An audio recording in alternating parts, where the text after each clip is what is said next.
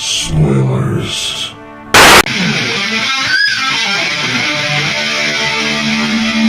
When asked who is your favorite anime director, some people say Hayao Miyazaki, some people say Mamoru Oshii, I say Yoshiaki Kawajiri. Yoshiaki Kawajiri is the John Woo of Japanese animation. What separates Kawajiri from other action directors is his dramatic compositions, signature character designs, and ability to find beauty in the most brutal imagery.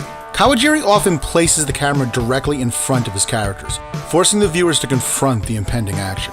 Kawajiri will also intensify the shots by zooming the camera in or out, or having the characters move directly into the camera. Like John Woo, a staple of Kawajiri's films is his expert use of slow motion, which he often uses in conjunction with a strobe effect. This technique allows Kawajiri to strengthen a shot of horrific violence and infuse it with an element of surrealism, creating an image that is not only powerful but uniquely Kawajiri. Although some might feel it's a bit seizure-inducing. Needless to say, his skill to combine horror and action is unparalleled. If Capcom is serious about turning the Resident Evil franchise into a survival horror action game, they need to hire Kawajiri. A great example of the style of Kawajiri is his 1993 masterpiece, Ninja Scroll. Ninja Scroll is based off the work of Futaro Yamada, specifically the Koga Ninja Scrolls, and Yamada's character Jubei Yagyu, who in turn was inspired by real-life samurai Yagyu Jubei Mitsuyoshi. Ninja Scroll tells the story of Jubei Kibagami as he teams up with Kunoichi Kagero and government spy Dakuan. The three investigate the village of Shimoda, which has been taken over by the 8 Devils of Kimon. Led by Jubei's rival Genma, the Kimon clan are an elite group of ninja with special techniques who are searching for the sunken gold of the Yamashiro clan and will ruthlessly kill anyone who stands in their way. Ninja Scroll takes place in a hyper-stylized version of feudal Japan. In an interview, Kawajiri said they researched the period by watching old movies and TV shows, making Ninja Scroll the definitive postmodern ninja film. The postmodern feel permeates the entire movie, with subtle references to Sonny Chiba's samurai reincarnation and 1973's Lady Snowblood, which can be seen in Genma and Jubei's final battle on the burning ship, as well as Kagero's costume in her first appearance. Overall, Ninja Scroll sort of feels like an adaptation of an arcade game that never existed. All the characters in the film have special abilities, which is a Kawajiri staple. Kagero can kill people with sex, Tessai can turn his skin to rock, Shijima can merge into shadows, and Jubei has a cool Haomaru-like slash projectile. You know, in these kind of movies, everyone always has these cool superpowers, but there have to be other ninjas out there with powers that aren't as cool, like a ninja chick who kicks people in the balls, or a ninja cat who walks on 2 legs. And I haven't even figured out what this guy's ninja ability is.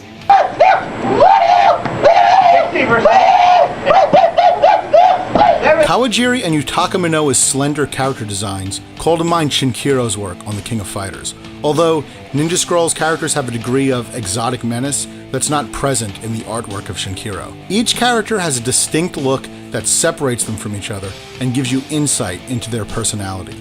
My favorite designs are Kagero and Jubei, both of which would look completely at home in SNK's Samurai Showdown. Kagero's mini kimono reinforces the idea of a strong and sexy ninja assassin, while Jubei's wide-brimmed straw hat is very cool and reminiscent of other mysterious loner heroes like Vampire Hunter D. 1993 really was the year of the casa in America.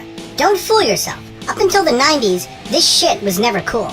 Maybe in Japan it was different, but in America, anyone who put on one of those things just looked like a fucking retard. Seriously! In 92, no one would be caught dead standing next to this cum guzzler.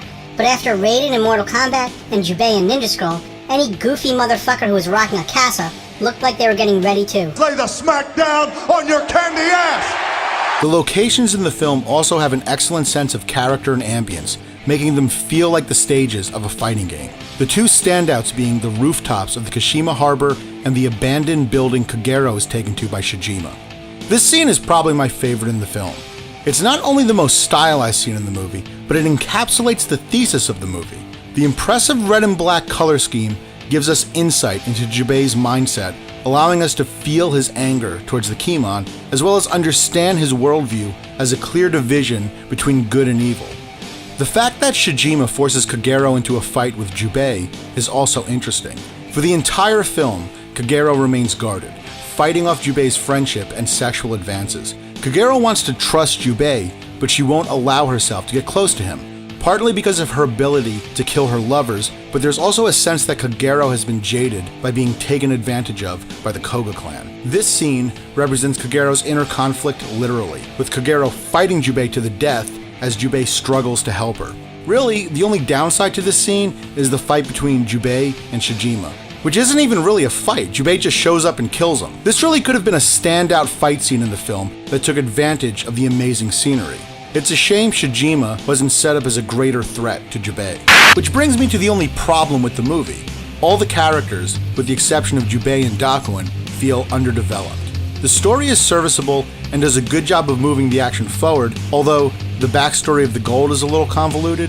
But we never get more than a surface understanding of the characters. All we really know about the Kimon is they are a clan with special abilities, but we never find out why they're working for Genma. There's even mention of a love triangle between Genma, Yurimaru, and Zakuro, but it's never expanded upon. It would have been interesting to know why Zakuro is in love with Yurimaru.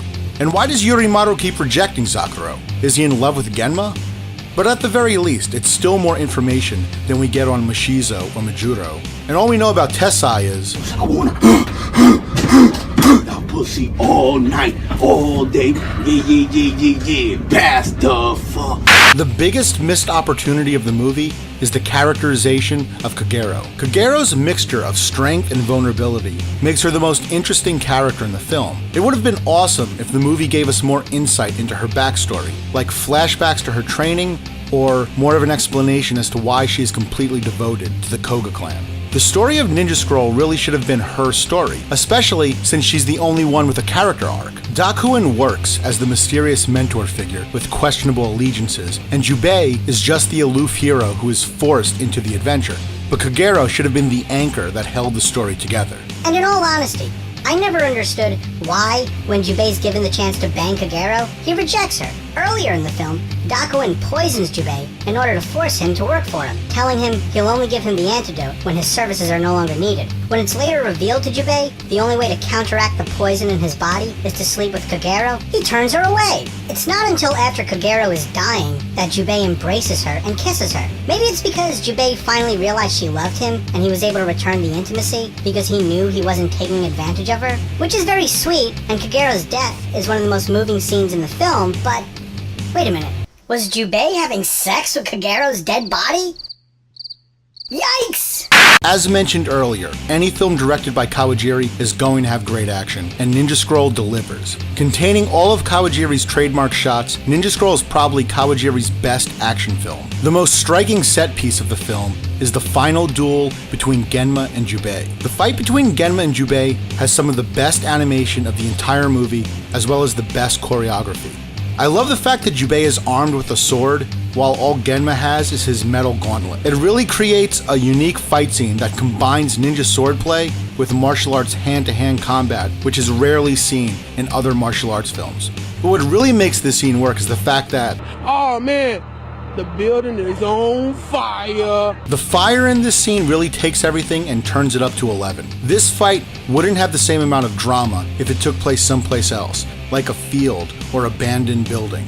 It really speaks to the expertise of Yoshiaki Kawajiri in finding the single element that can take a scene that in another film might be flat and bring it to that next level. All in all, Ninja Scroll is a seminal film in the long history of Chanbara anime and is a movie every anime fan should see several times.